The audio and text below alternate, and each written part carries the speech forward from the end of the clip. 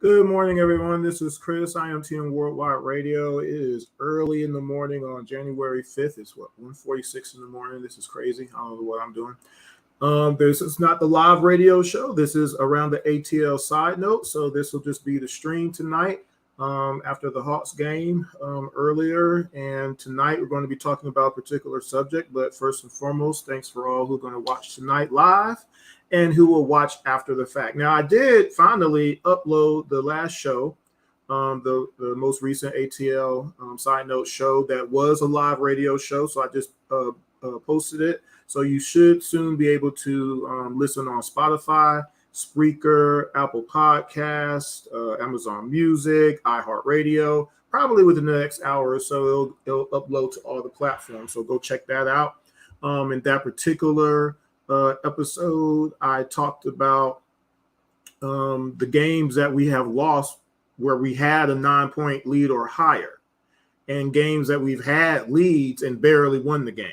Okay, so I itemized those games out. And in the side note episodes that I do, I've been doing a lot of breakdowns in games. You know, it started initially where, you know, everybody, Kevin was the savior and Kevin is gone and all of this. And I'm like, well, if Kevin was doing what Kevin is doing kind of sort of now, he'd still be here. But last year he didn't. And we really needed him to, as a shooting guard in this team, to be Kayvon from 2 years ago in that Philly game, because that's why he got the contract. Remember that. And so I did a whole episode on that. You know, Kevin, and again, I didn't have no problem him getting that contract, except we needed him in 2021 to be balling, and we got 12 points a game again. That's what his career average was before he signed that contract. Y'all remember that, right? So I pulled the first 20 games of last season, and then 14 games on top of that we lost by 13 points or less, and showed his total production in those 34 games in an 82-game season. Go watch that, okay? I also wrote an article about games from this season and talked about the fact that we're a one-dimensional team, but we got Trae Young and Murray on the same team. And one of the other things that I talked about in the most recent episode before tonight, I showed an interview with Coach Bud from 2015 Hawks and let him talk about offense. And I pulled a whole bunch of other stuff. Y'all need to go watch some of these. I don't want to go back to it and burst your bubble. Go find out what I'm talking about in that one. I'll replay it probably too. But tonight I want to talk about one thing and one thing only, but I will talk about the game if anybody wants to talk about it. I see some comments here. See, Torian says Clint may have to come off the bench. He and Collins can't play. Oh, wait. Uh-oh. See, you're jumping in, Torian. Stop it. Let's see. I'll jump ahead for a second. The moment we went from John being the primary to Clint, when Clint can't hit jumpers, he can't shoot a jumper, he can't do anything other than basically catch a lob. He doesn't finish well inside. And one of the games I'm going to talk about in this particular episode, I'll get into that in a little bit. It messes everything up, really. And ever since that was switched, which was last year, we've seen the downfall of what we could be having and what we're settling for. You see what I'm saying? That's a problem. And we know it because every time they decide to give John the ball, let's see how many touches John got tonight. Well, actually, he only got 11 for that matter. That's terrible. But he was getting the ball. When you give John the ball on a regular basis, so again, all the other power forwards in the NBA gets 15 touches or more a game. Now, tonight, one of the things, and I mentioned this earlier during the game, was that we're not just spouting off threes again. When we don't shoot threes, we're competitive. We only shot 33s tonight. You only hit 10, but you only shot 30. If we had shot any more than that, we would have not had a chance in this game. By the way, we had another 9-point lead in this game, by the way. We barely won, but we did win. I'm going to get into that in a second. But when you have John as the primary, and again, it's a matter of having an advantage. How many times do you have to hear Dominique and Vince Carter and Bob scream and shout, give John the doggone ball? He got Dennis Schroeder on him. Why is he getting looked off by Murray? Why is that happening? Why is that again, every basketball video I've ever done, I talk about that, right? I'm going down low in the post. Let's play some inside, outside. Give me a proper entry pass, and you cut. I'm getting you the ball. You're either going to get a layup or you're going to get a wide open jumper. Period. We should be doing that all night, all the time. But anyway, I'm segueing now. We don't need a lot of three-pointers. Yep, not jocking threes. Von Vries, thanks for watching. Torian, thanks for watching so far. So let's get into this a little bit. And again, please make sure you go back on the IMTN Worldwide Radio YouTube page. Let me put that up there just as a reminder. Is that it? Yep. And subscribe and go back and look at some of the episodes. Let me see if I can pull it up without sound coming on. No, I don't think I can. Let's see. That's not it. Yeah, it's not going to. I won't be able to do this at the same time because I'm live now. Oh, here we go. Yes, we can. So the most recent one was 3 days ago where I did side notes where it was, do you want to win or almost win? Okay. The one before that was a visual version of the article that I wrote.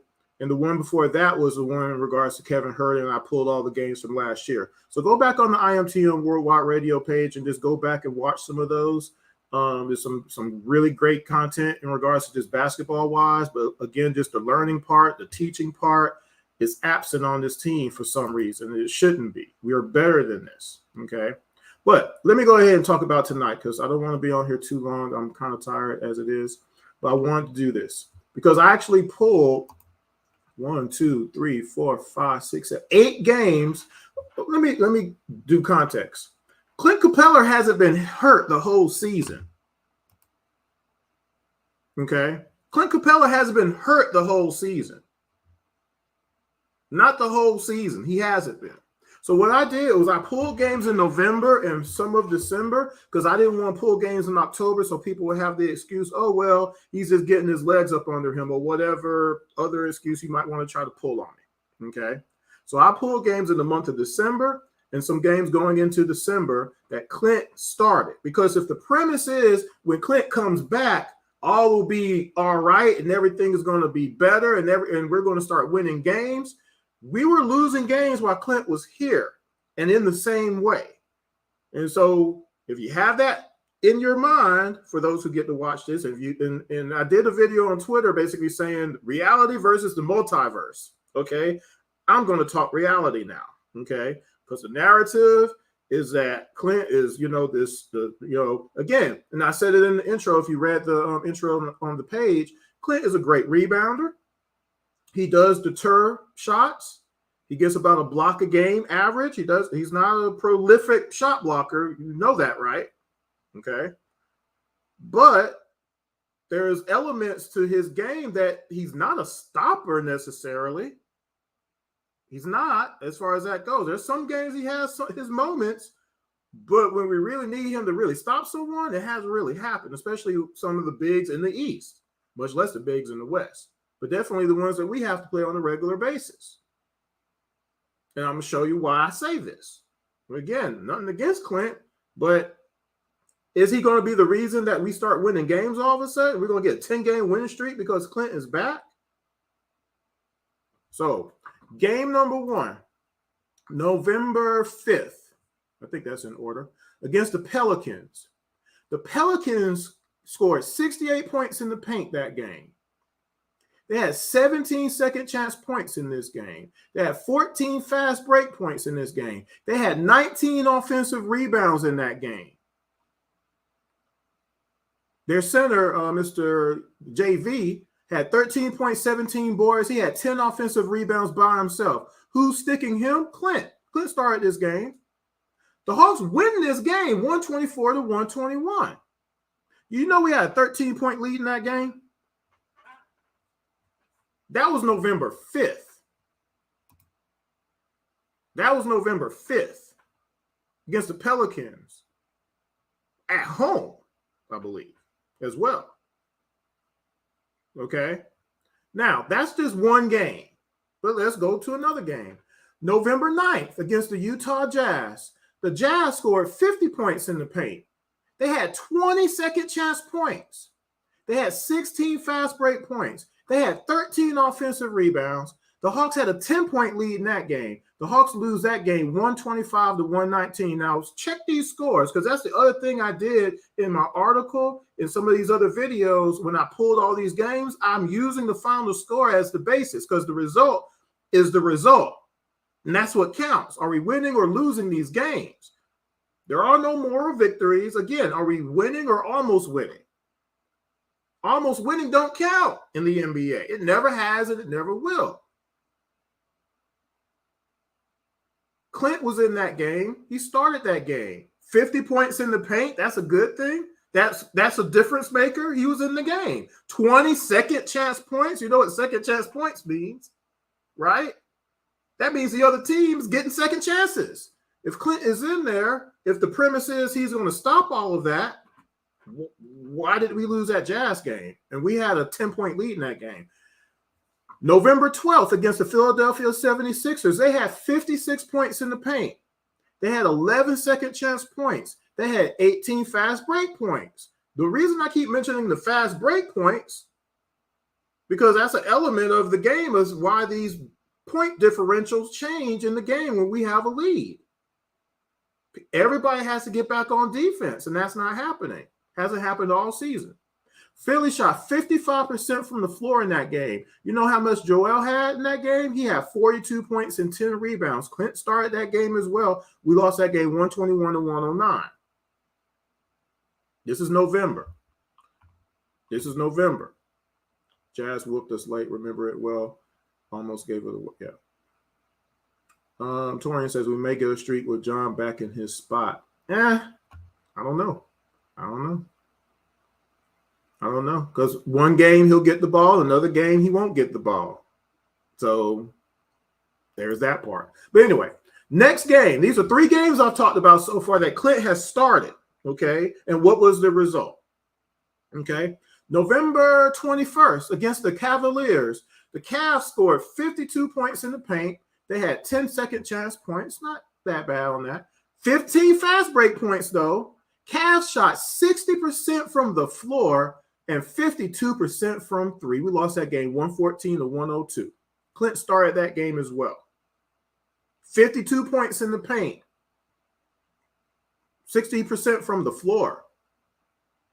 November 28th against Philly again. They scored. Now, this is the second game in a month we played Philly. They scored 56 points in the paint the first game. This next game, they scored 52 points in the paint. They had 13 second chance points. They had 12 fast break points. Hawks had a 16-point lead. How much did Joel have? 30. No, the final score was 104 to 101. Hawks lost that game. We had a 16-point lead. Clint started, 52 points in the paint, 13 second chance points. We lost that game by 3 points. That's 1, 2, 3, 4, 5 games in the month of November. Hawks were 1-4 in those games. Clint started all those games, though. So again, if the premise is when Clint comes back, all will be okay, tell me how. Because I just went through those games right there, and I'm sorry for what he does. That didn't make a difference in those games. We're still giving up the points in the paint. We're still giving up the second chance points. We're still giving up fast break points because all the other elements that we don't do in the game, we overhelp. We don't know how to switch. We don't rotate. We don't get back on defense. All that stuff is still happening with Clint in the game and getting rebounds. But again, as I've mentioned plenty of times, rebounds are not the only element of defense. Getting rebounds is not defense. What's defense is stopping the other guy from actually hitting the shot. That's defense. That is defense. Joel had 30 in that game and 42 the game before that. That ain't defense. Rebounds ain't stopping Joel. Somebody has to stop Joel, and that's 5 games right there in November. So let's go into December now, because Clint was still playing. December 5th, OKC. You remember that OKC game? Y'all remember that game? Let's refresh your memory.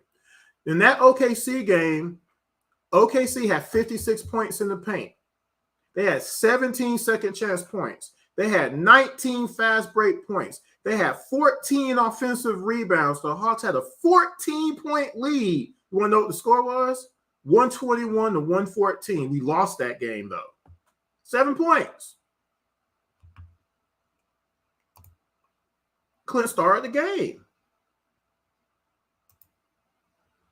Be sure to make sure you follow on Twitter, Intellect ATL, and my co-host Jordan Jackson, Jordan23 ATL on Twitter as well. Don't forget that. Clint started that game against OKC. That was at home, I believe, as well, too, guys. We gave up 56 points in the paint with Clint starting. So give me again the revelation that if when Clint comes back, all this stuff is going to stop. Because it wasn't when he was playing. And there's a point to this. When I get to the last game, I'm going to tell you why I'm giving you all the extra information on these games. December 9th against the New Jersey Nets. Did I just say New Jersey? The Brooklyn Nets. Now, you remember in this particular game, I was really irate at this particular game. If you remember, if you follow me on Twitter or you follow me somewhere else and I comment during the game, Clint had 4 point-blank shots that he missed. 4 point-blank shots that if he hit them, that was 8 additional points at least. Even if he went 3 for 4, that was 6 points that was missed. But really, it was 8 because they were point-blank. They were point-blank. In that particular game against the Nets, let me get back to my notes here. We did have a 4-point lead in that game as well. In fact, we had a 4-point lead, I believe, with about 5 minutes left in that game. We had a lead. Yeah, actually, it was at the 5:29 mark. I pulled it up. There it is. 4-point lead with 5 minutes and 29 seconds left. Clint missed 4 point blank shots at the basket. The Nets had 48 points in the paint in that game. They had 15 second chance points. So, again, just that right there, 48 points in the paint, 15 second chance points. If there was anything that could be done just from Clint's aspect, there it was right there again. The Nets also had 19 fast break points. We lost that game 120 to 116. We missed 4 point-blank shots just from Clint. We gave up 48 points in the paint, and we gave up 15 second chance points. That was another winnable game that we lost, that we had a lead in. And again, what I said in the last video I did, the last show that I did on around the ATL side notes, if you're good enough to have the lead, you're good enough to win the game, and we don't win those games for whatever reason. Oh, I know the reason. The same reason we lost those 39 games last year. But that's a whole nother conversation. Go read my article. Go watch my videos. Last game I'm going to discuss, and I'm going to talk about the Sacramento game a little bit tonight. December 11th, not too far ago, played the Chicago Bulls. Clint started this game as well. And again, this is on the premise that if Clint comes back, everything is going to be all right. Okay? This is not against Clint. This is out of the premise that Clint can fix it. That he alone, I should say, proper English, can stop the foolishness that's going on for all these losses. And I'm letting you know, maybe not. Probably not. And here's why. December 11th, the Bulls game. The Bulls had 64 points in the paint. They had 11 second chance points. They had 14 fast break points. The Hawks had a 12-point lead in this game. The Bulls had 13 offensive rebounds. The Hawks did win this game, but you know what the score was in overtime? 123-122. You remember how that game ended, of course. That's 8 games, y'all. We were 2-6 in these games. 2-6 where Clint started the game and played the game. He was in there doing his thing. Sometimes he had good games offensively. You know how that works out. So here are those games now. So if and when wherever Clint gets back, because right now I don't know when he's coming back. But can Clint really stop this slide that we're in, that we can't win on a regular basis, or not? Or would actually having a semblance of a plan, especially on offense, to get us through these moments, to say, again, tonight, remember, we had a 9-point lead tonight. We had a 9-point lead tonight, y'all. Y'all know that, right? Here, let me go ahead and give us the charts for tonight. So we had a 9-point lead. The game was tied 14 times. My goodness gracious. The Sacramento Kings had 60 points in the paint tonight. They had 9 second chance points, so we did kind of improve right there.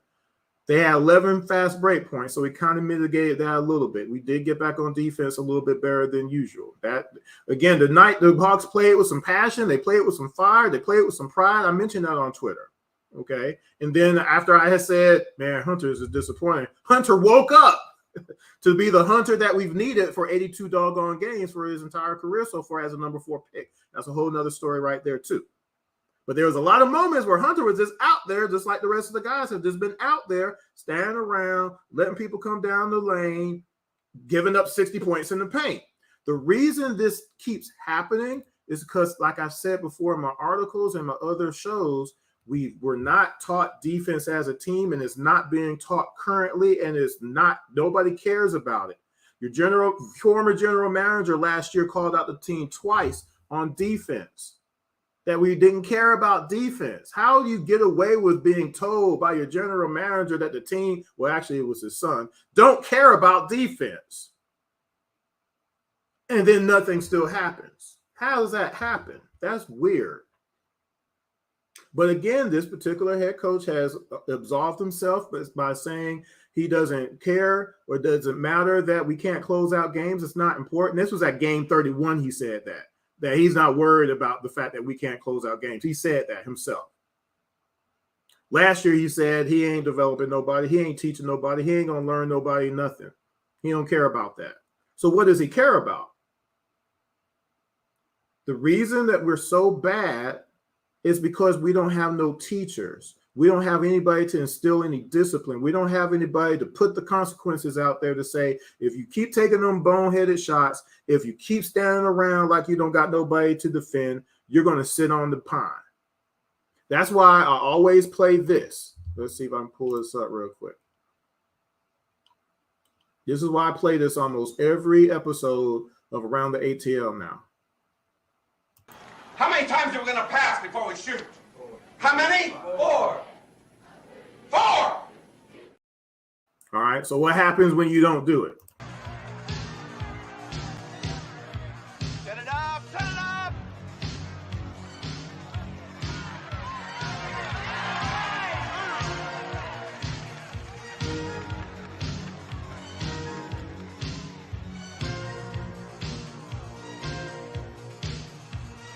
Ray!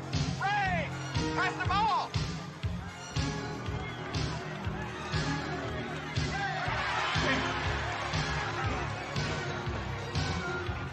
Ollie, going for Ray. Now, move! Come on.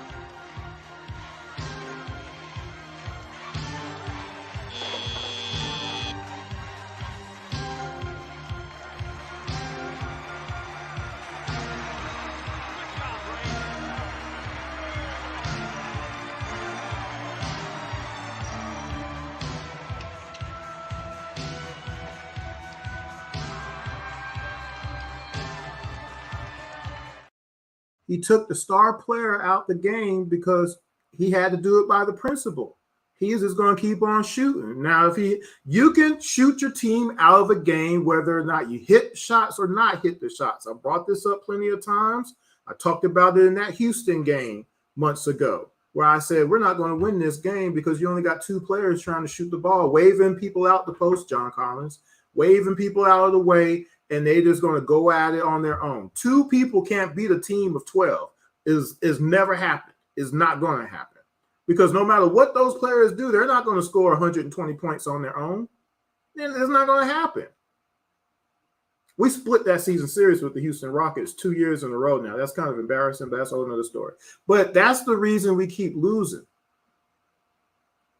We don't have a form or structure or ideology or philosophy or system or anything like that. And we don't have anybody to implement anything. We don't have anybody to instill any consequences when you don't do something that you know you're supposed to do. But because you haven't been taught, because a pattern hasn't been developed, you don't, it's not natural to you to slide over and don't let the guy just come down the lane. It's not natural for you to, the ball is in the air, I need to find my man and make sure he can't get the rebound. Blocking out is a basic.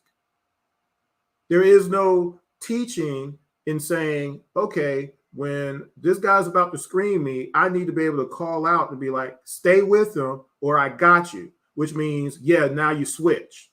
There's a time to switch and time not to switch.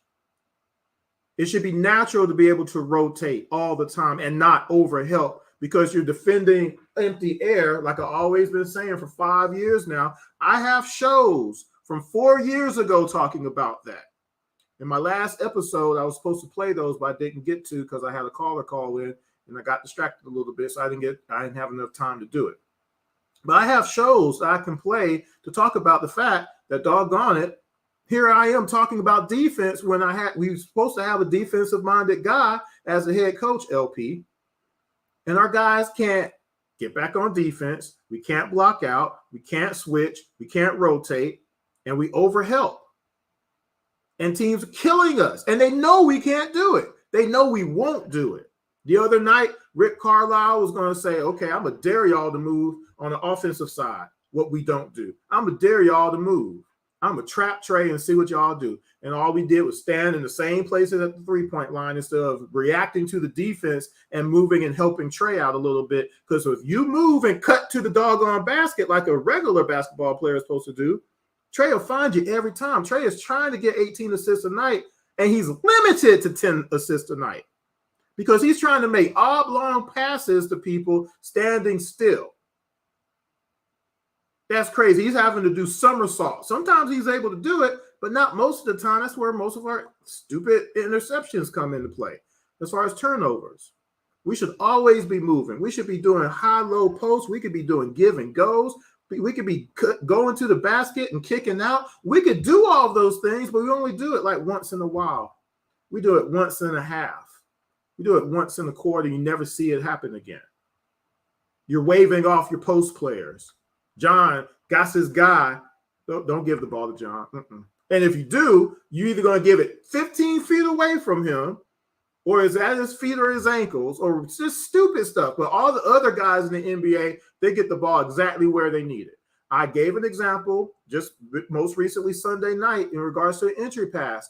If I have a smaller guy on me, give me the ball. I can't. I got to back out. Give me the ball. You see where I have a very long wingspan. Give me the ball. He ain't getting the ball from me. I'm on this side. Give me the ball and let me work. If I got a bigger guy, if I got Charles Barkley on me like I had Sunday night, big old dude, I need you to bounce pass it to me. The only way he's going to get is he's going to have to foul me now. He can't get around me. And once I get the ball, I'm a great passer. I look to pass. I'm very unselfish because I ain't trying to shoot my team out the game. If you cut, I'm going to get you a wide open layup. You come into the basket, I'm going to put it in the bread basket. Here you are. Nobody can get around me. I literally am putting the ball in your chest and you put it up and you lay it up. Score. Or if you're moving around, I'm going to get you a wide open shot. I got people cut and we're doing the weave. Doggone right. It's old school, but it works. We win games. I won 2 out of 3 games the other night. playing guys 20 years younger than me. Because I'm a player. I'm playing to win.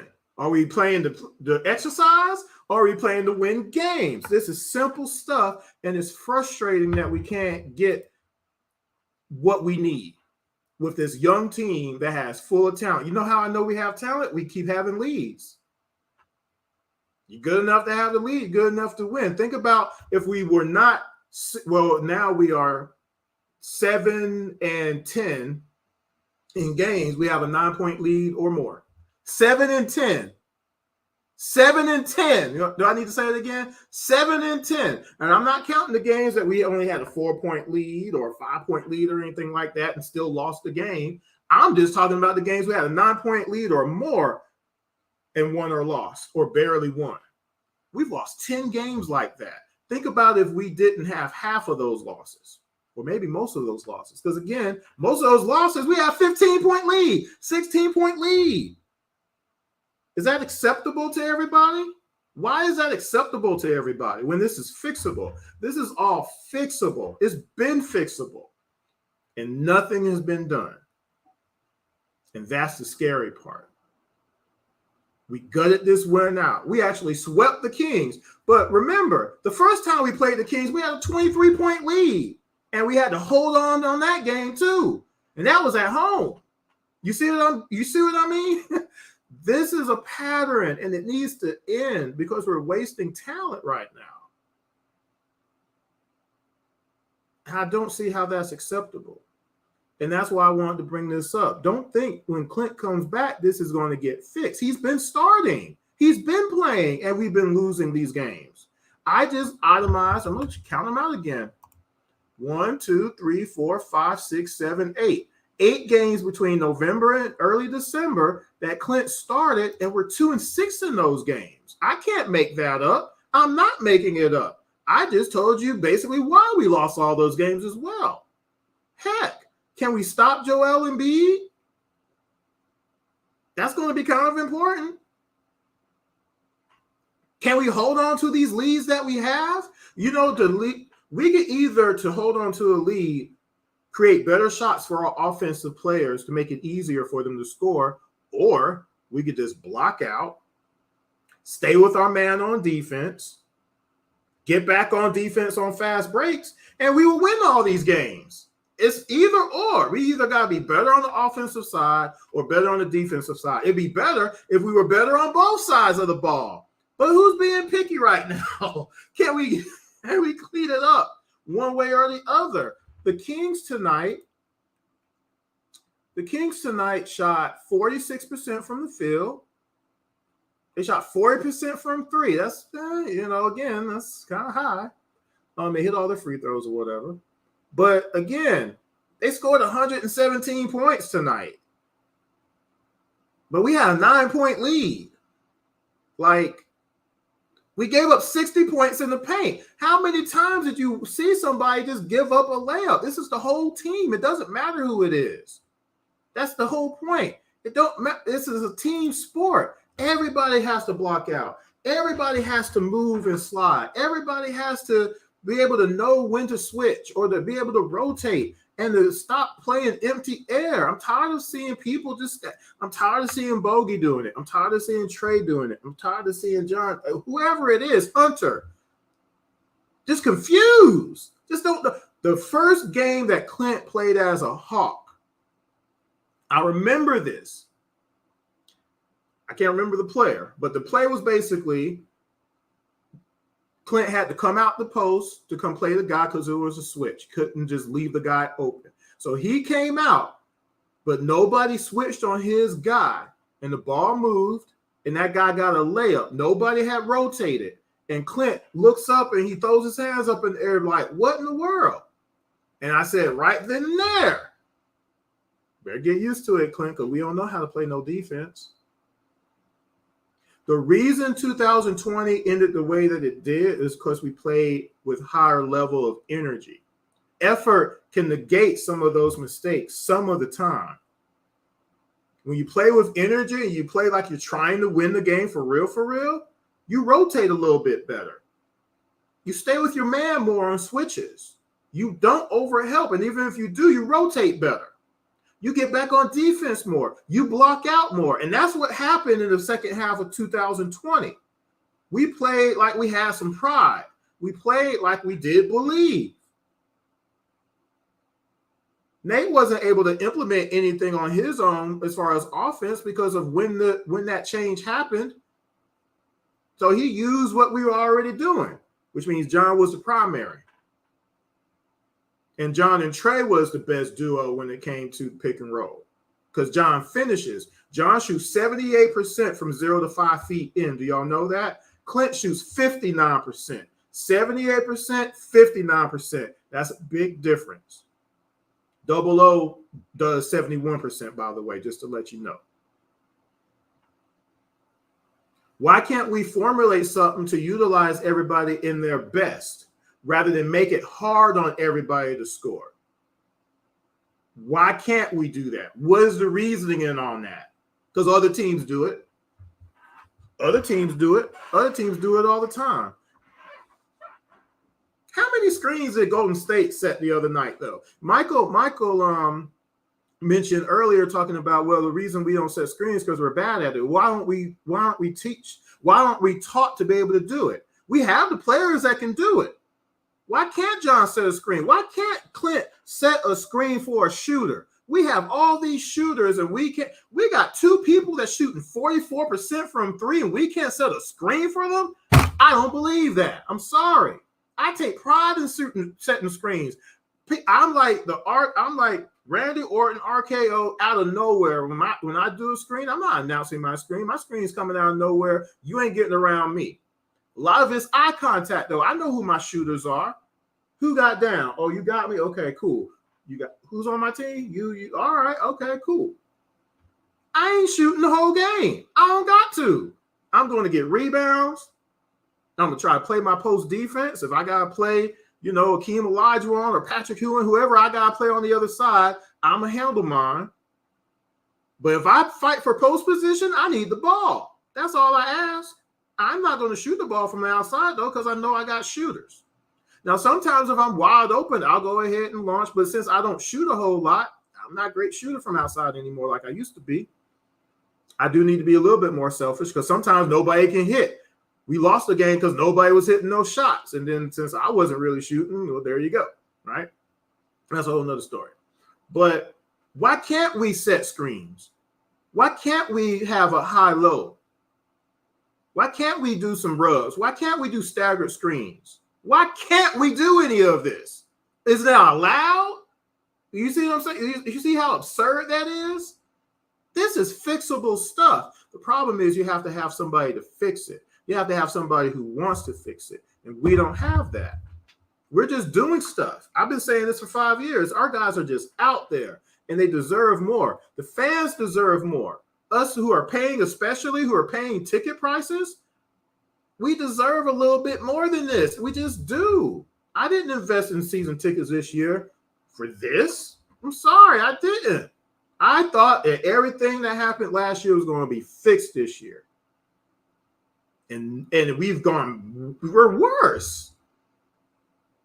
There was a point in time, and I posted this, that we had the exact same record on December 31st than we did last year. We just had one more win. We had 19 losses. Same point last year. But we're worse.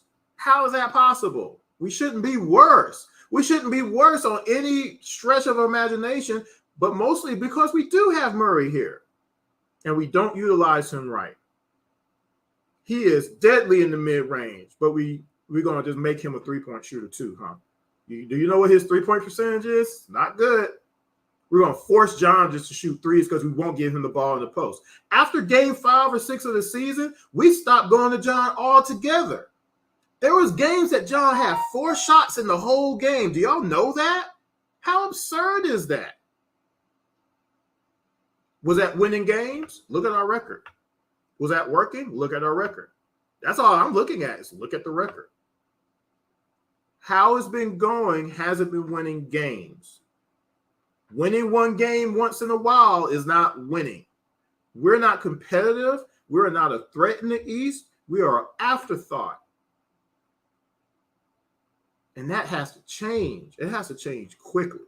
So, again, Clint, I like Clint. I just don't think he's in the best situation right now because, you know, if people are really thinking he's going to come back and fix all of this, it's just not. It wasn't happening before. I just gave you 8 games showing that. I could have pulled more, but I just pulled 8. You see what I'm saying? But this is fixable. The job of a head coach is to put people in the best position to succeed. I'm going to say it. I'm going to keep saying it. You make it easier for your guys to play well. You can do that. You can control that. All the other guys do it in the NBA who have won championships and gotten to conference finals and all this stuff. They're guys, they got them. They do it. Why can't we? Why is it not allowed here in Atlanta? I just don't understand that. Why can't we have that? It's just so sad. It's depressing, really, when you think about it, because of the talent that we have on this team, and you know we have it. And we just refuse to do what works all the time. Every time we have something that works, the second half, we go away from it. It is non-existent. It's almost as like Men in Black, boop, erased. It didn't happen. It didn't exist. That's crazy. When we were winning, and now we're losing. Oh, well, we just got to come out and do it again the next night. And, you know, we weren't ready. We weren't prepared. How are we not prepared? 50 points in a quarter we give up? How are you not prepared? You're that coach. What are you talking about? What are you talking about? Something has to happen. We can't keep doing this. We almost lost this game tonight for no reason. We had no business even being this close, really. Truthfully, we had no business being as close as we were in this game.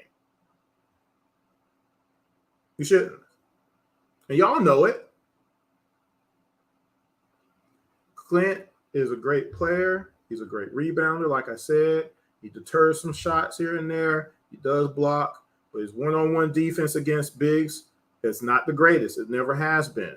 I know this because Joel, Bam, others, he doesn't stop those guys. Do you remember that Philly game where Murray was on Joel and nobody switched him off? Clint was right there. Clint could have either doubled him or said, I got him, and moved up. And he just stood there. And, of course, Joel scored. Joel had scored 10 points in a row at that point as we were losing that game that we had a 16-point lead in.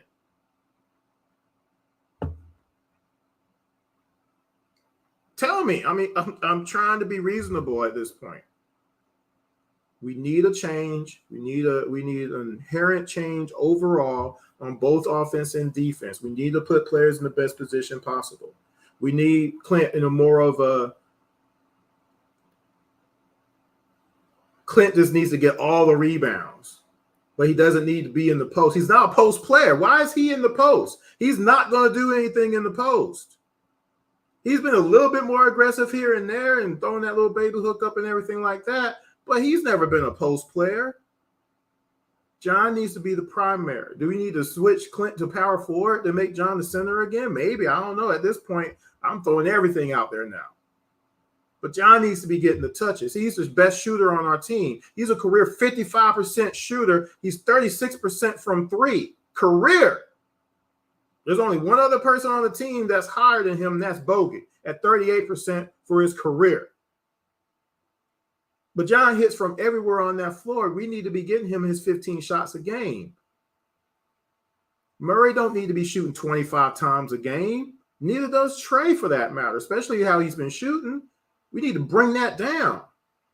Let's get AJ some shots. Let Bogey do whatever he's going to do. Let Hunter do some stuff too, you know.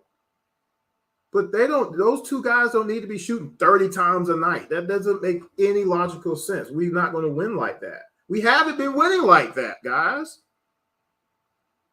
Trey tonight had I think Vaughn mentioned it earlier, had a very efficient night tonight. And again, I said it earlier in the game. If we don't shoot no threes, we can win. That's the one reason we came back in the other game. We were 2 for 16 from 3 at a certain point the other night, guys. We only shot 35 for the game against the Golden State Warriors. That's how we came back. Well, if we had kept on shooting 2 for 16 the rest of the night, we would have shot 63 pointers too. But see, here's the problem with that Golden State game, by the way. Golden State shot 59 3-pointers in that game and had 58 points in the paint. You can't do that. Anyway, Trey was 7 for 12, 58% from the field, and he shot 3 3-pointers. He was 1 for 2, and he had 7 free throws. That's what we need every night. Now Murray had 17 shots, but he was doing his thing. He shot 1 for 4 from 3, but he's 47% from the field. I won't be mad at that. If he don't go over 20, I'm good with that. See, when everybody's touching, every time we have a game where everybody is actually touching the ball and involved in the offense in some way, shape, form, or fashion, we're competitive. Whether or not we win or not, that's different, but at least we're competing in the game. Why can't we stay with that formula, though? See, what's the problem? You see what I'm saying? It doesn't make sense. It doesn't make sense. Let me pull up who else did what tonight, and I'm going to get off of here. Like I said, John was 7 for 11, 2 of 4 from 3. He had 22 points, 12 boards, 3 assists, 2 steals, 2 blocks. He was in the game. He's involved. Doggone it. AJ he was 2 for 6, 1 for 5 from 3. He's been a little off lately. He did have 2 assists, had a block. Big O, he was 3 for 5 from the floor, a couple of free throws, 7 boards. He had a block. Trey, like I said, was 7 for 12. He had 6 assists. He had a steal as well. He did have 5 turnovers, though. Some of those crazy passes again. Murray, 8 for 17, 1 for 4 from 3. He had a couple of 4 free throws, the game winners. 6 boards, 4 assists, 3 steals. So that last steal was definitely a big one. Bogey, 7 for 13, 3 for 7 from 3. He also had 8 rebounds. Now, again, where's Hunter at? Hunter had 8 rebounds tonight. I need Hunter to get 8 rebounds every night the rest of the season. We can win. Bogey had 3 assists, also had a steal. Hunter was 9 for 17 from the floor. He was 2 for 7 from 3. He had 8 rebounds, as I just mentioned, 2 steals. Only had 2 turnovers, but that one turnover could have been a big one, though. And Jalen didn't play. And Frank, I don't know why he's even in there. And Aaron Holiday had about 10 minutes. He did hit a shot, but didn't do anything else as far as stats go. Short rotation tonight. But when everybody gets the ball and everybody's involved, again, this is just basketball. You know, if you've ever played basketball, you know how it is if you go multiple times up and down the floor and you don't even get to touch the ball. Again, a touch and a shot is different. If you're getting touches, you're involved in the offense in some way, form, or fashion. You're getting the ball, you're giving it up. You're cutting to the basket, you're moving, you're involved in it. When you're not even seeing the ball, though, at a certain point, especially if you're a post player, if you're banging and hitting and doing all that you got to do to get position, and then you get looked off, and especially when you have an advantage. Again, that Laker game, John had Dennis on him and couldn't get the ball. Murray looked dead at him and then passed the ball away. And John was like, and that's what what are we even doing? Why are we even trying? This ain't basketball. And that's what happens when I play. Because what happens is when someone does that, hey, don't forget Royster down in the post. Hey, get the ball to Royster. Hey, Chris is down there. Hey, what are we doing? It eventually escalates at a certain point because they see me down there knocking people around and trying to get my position. I'm moving from side to side on the post. I'll come up in our screen and then I'll cut back in again when I'm feeling decent enough to where I can do that sometimes. But I'm trying to get position because I'm trying to help the team win. Because they know if I get the ball in the post, all bets are off. Because I'm either going to hit a turn, I'm either going to hit my patented turnaround. I hit a lot of those the other night. I'm going to hit a turnaround, or I'm trying to get the ball to somebody. We play a time game. We got to score. We ain't just down here just for the heck of it. We got to get back on defense. Hey, I got you, man. Don't worry about it. Or we got a double team. This man is hot. We can't let him beat us. We can't let this one joker right here think he Michael Jordan. We got to double team him. Let somebody else shoot. He might hit it. He might not. But we can't just let this joker beat us. We're going to 12 by 1. We're going to 12 twos and ones by 12 in a 16-minute quarter. You see what I'm saying? So what are we doing? We can't just, we're going to let you win. We're about to play some defense. We're about to lock this down. We know how to play. This is just basketball. These guys are under contracts, though. Their job is to win. The job is to win games. Coach's job is to put people in the best position to succeed. That's why I brought up this factor right here, and then I'm going to get out of here. I should play the Bud. Y'all just need to watch the other videos. I don't want to play. The Bud interview is like 3 minutes. But let me see if I can find it. I had, where is it now? Oh, this is why. Wrong button.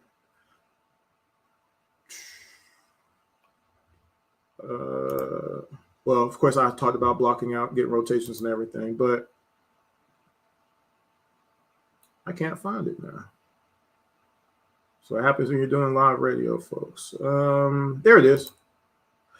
In November, because I was going to do an article about this. I was going to go through all of the coaches and show examples of mainstay players that are making $300 million or whatever it is getting benched because they're playing like crap. Because you can do it. It is allowed. You can do it. But I didn't get a chance to start on it. But when I was starting to do my research, I pulled up an interview that Billy Donovan did after a game, a presser. And it was Zach LaVine playing 25 minutes. He was 1 for 14. And Billy was like, I got to do what's best for the team. My job is to win the game. And right there and then, he ain't helping us win. And I needed to put somebody in there who could hit some shots. I got to try to win the game. We still might not win, but we're definitely not winning with Zach going 1 for 14 in 25 minutes. So don't tell me Nate can't sit Trey or Murray or John or Hunter or AJ or Bogey. Bogey should never go 0 for 10 from 3. That should never be allowed. I'm sorry. You ain't hitting, sir. Put Aaron Murray, Aaron Holiday in. Put AJ in. Put Frank the Tank in. He can hit an open shot sometimes. But you can't let one person shoot you out the game. You can't let that happen. See, in our world,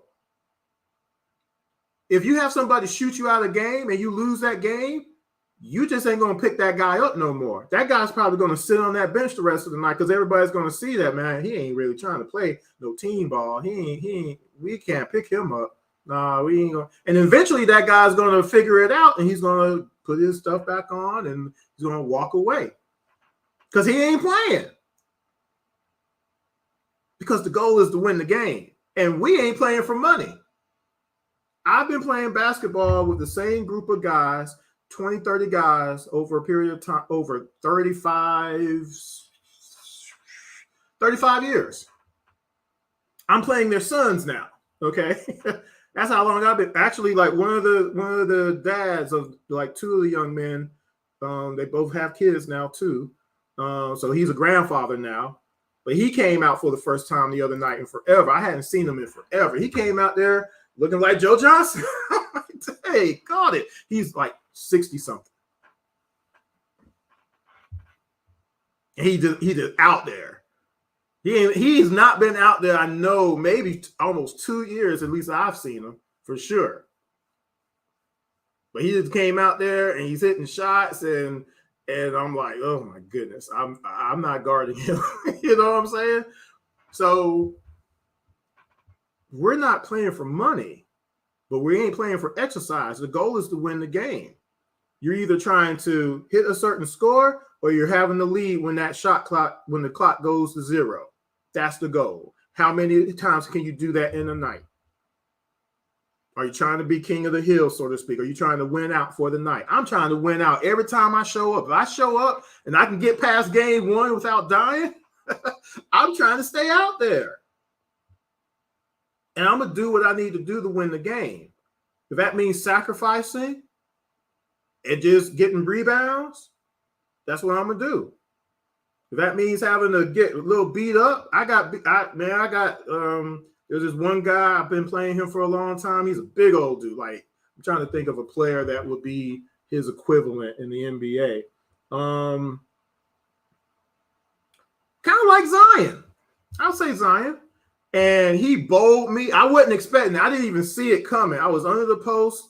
He didn't really have post position, technically. But all of a sudden, that forearm came out of nowhere, hit me square in the chest. I went back almost like 2 feet, and he laid it up. I was like, okay, all right, okay. That's where we are. You know, because we were banging on. I mean, he'd been trying to get me out the post all night, and he couldn't really do it or whatever. I got a little bit on him or whatnot. But we're even, you know, a little bit now. But yeah, he hit me in the chest. I was like, oh, okay. But we're playing though. We're playing to win. He got me. I came right back down and hit a turnaround jumper on him though. Doggone it. He ain't gonna show me up. Lucky I can't dunk. But anyway, I'm trying to win the doggone game. I'm doing whatever is necessary to win. And for whatever reason, we can't do it. So I want to see the Hawks win a championship. I don't know about the rest of y'all. We should be able to win with injuries. All these other teams can win with injuries, but not the Hawks. Why do we have to wait until everybody is healthy? That's just doggone silly. Remember when we played the Nets on December 9th and lost that game by 4 points? The Nets promptly benched their whole starting lineup. Oh, I got a comment. Benched their whole starting lineup plus 3 bench players, 8 different players not playing the next night against Indiana, and they beat Indiana, missing 8 people. But we can't win without everybody. We have to have everybody to actually have a shot. Really? That's not even logical to say anything like that. Vaughn says, hopefully they can keep it up. Well, again, they haven't been able to up till now. Let's see what our standings are looking at right now. And again, this is the scary part. See, right now we're hovering in 9th place again. We can't beat any of these teams in a one-game playoff, y'all, or play-in. We can't beat the Bulls one game for all the marbles, for sure. We can't beat them or Miami or Indiana. We can't beat Toronto or the Magic, I don't think. Now, the Magic are kind of far back, but they might get a streak and get in the 10th place. You don't know. We would struggle with the Pistons. The Wiz is the only team I think for sure we could beat for one game. And right now we could, and if we got up to being able to play in a series, we can't beat the Knicks or the Philadelphia 76ers or the Cleveland Cavaliers or the Nets. The only team we could probably beat is the Bucks, just because for whatever reason we match up good with the Bucks. We could beat the Bucks maybe in a 7-game playoff series. I think we could. But all these other teams, heck no, not right now. Not playing like we've been playing. Is it raining again outside? But anyway, I just want to see the team win. I want to see the team compete, though, too. I don't want to. Again, I would have been livid if I went to that Lakers game and we lost like that and seen that in person and paid all that money for me to go 2 hours and renting a car and getting a hotel and all that. For that would have really pushed me over the edge. Because he already had went to the Boston game and got blown out on national TV. And I had to fight all those Boston fans all night. I don't think I would have made it through those Laker fans. I know I would have went to jail. Okay? I don't want to go to this Miami game later on in the month and have to fight all the MIA people. I don't want to have to do that and watch Bam not get double teamed and Bam go off again, or Tyler Hero and go off again, and all this kind of jibber jabber stuff. We could beat these teams, but we're not beating them, and that's what's frustrating to me, and it should be frustrating to everybody because it's fixable. Like I said, we could do the simple things, the basic basketball stuff, and we could win all of these games that we've been losing like this. We can. I'm confident in that. We have a great team. That's the thing. John, Clint, Trey, Hunter, Murray. That's a lineup that can compete. We show the small glimpses every now and again that we can do it. And how do I know? Because we have the lead. We had the lead on the Nets. We had the lead on the Lakers. We have leads on all these games, y'all. We're beating these teams. We just don't finish it out. And that's where planning comes into play. That's where coaching comes into play. Hey, don't shoot this. We don't need that shot. We need this shot. We almost gave it up tonight. Y'all know that, right? That shot from Trey was not, again. And that's why I wrote the article. I said, I don't want Trey or Murray or to take themselves out of it on the basis of in their head, they got to be that person or whatever, never lose that. But in the fourth quarter, that's the winning time. That's what Magic Johnson says. My co-host brought that up the other day. A couple months ago, Magic Johnson being interviewed about the fourth quarter. You do whatever you need to do in the first, second, and third quarter, but the fourth quarter, that's winning time. So at that point, you're trying to win the game for sure. You got to do what you got to do to win the game. All that other stuff don't matter. Trying to show people up and stuff don't matter because at the end of the game, they're the ones waving at you like the Houston Rockets did. In a game, we had a double-digit lead by far, and we couldn't beat them. Couldn't beat them. Couldn't beat them. Couldn't beat Philly. Couldn't beat Miami. We had leads in all three of those games, 16-point leads in all those games. We couldn't win none of them. We lost 3 games in a row like that. That's embarrassing. And all these games up to now that we have 20 losses for a reason, guys. It needs to stop. It has to stop. I just want to see the team successful. I want to see the team. The team could go 0-82. I've said this a billion times. The team could go 0-82, but if they're playing their best for 48 minutes, the other team just beats you, I can accept that. What I can't accept is watching the team give up the games to guys. And whether or not that be giving up 50 points in the first quarter, doing it, or being successful and then giving up on what's being successful and then reverting to stuff that's not successful, and that's why you lose the game. That can't be acceptable anymore. And that comes from the top.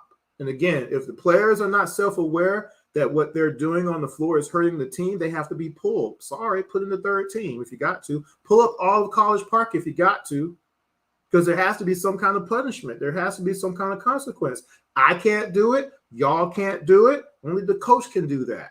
If the coach ain't willing to instill the discipline, then the general manager has to make a decision. If the general manager won't make the decision, then the owner has to make the decision. Unfortunately, the owner has made a whole bunch of decisions that are bamboozled to us because he basically lied about what he's really trying to do here. We all know about all that's posted at this point, right? So it's up to the team to do right for themselves. This can't be fun for them. And again, Clint ain't going to be the only answer. Clint ain't going to be the only answer. I just showed y'all why that is. Again, I like Clint, but he ain't the answer. The answer has to be a team answer. We got to do right on offense and we got to do right on defense as a team. No one player can fight 5 players on their own. That's never happened in NBA history. As much as Jordan is a one-on-one player, he passed the ball to Steve Kerr and John Paxson and Craig Hodges a whole heck of a lot. That happened. Kobe, he averaged 5 assists a game. How is that possible? Trey is averaging 10 assists a game. How is that possible if he ain't trying to pass the ball? He should be getting 18 assists tonight, though. I've told y'all that.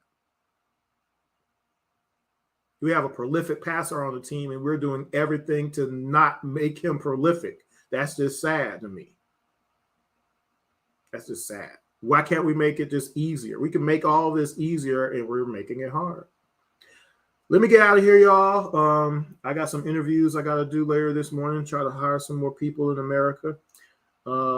Make sure you follow IMTN Worldwide Radio on YouTube. Make sure you subscribe. That will really be cool. Follow me on Twitter, Intellect ATL. You see it there. My co-host, Jordan23 ATL on Twitter. We're also on Instagram. You can follow IMTN Worldwide Radio on Instagram and Facebook, actually. Check it out.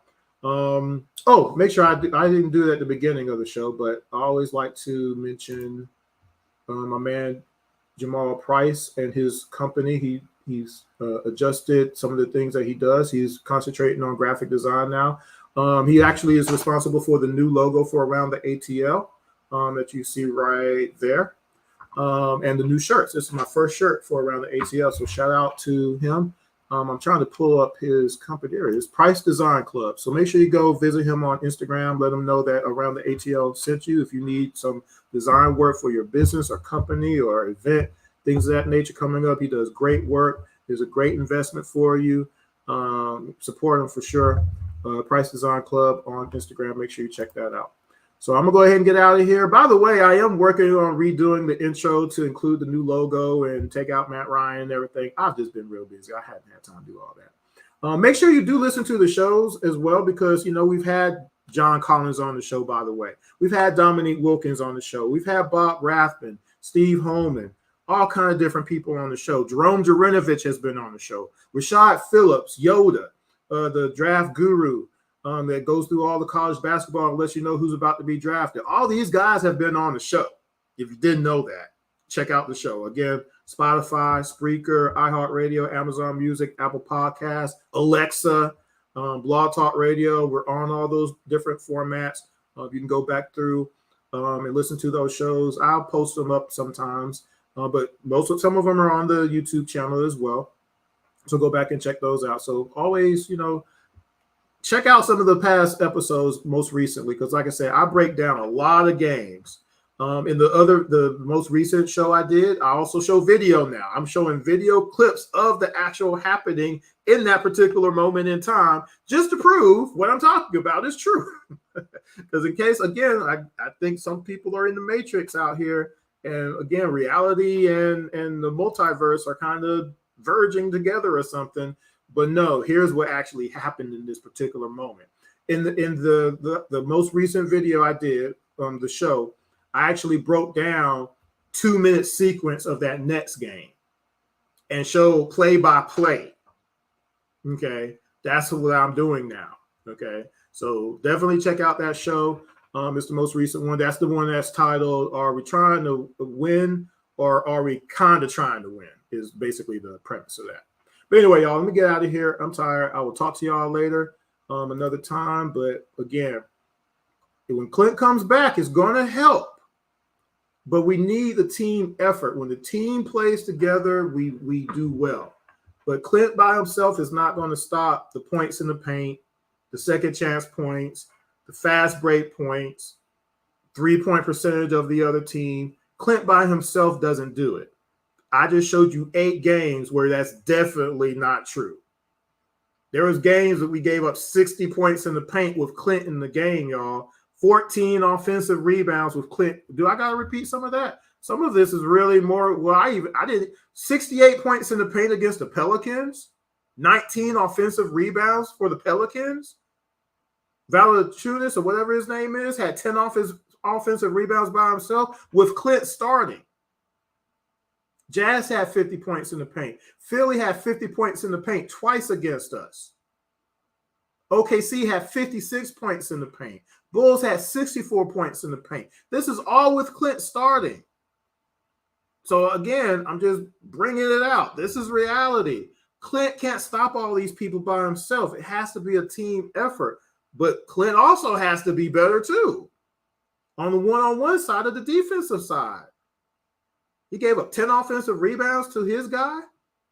Joel had 42 points and 30 points in 2 back-to-back games against us. That's not cool. Is it? We just going to let it'd be different if we let Joel score 50 and everybody else scores 10. Then you have a shot. But of course, that's not happening. Oh, we're just going to let him get his. Okay, well, we can do that, but that means everybody else has to be stopped then.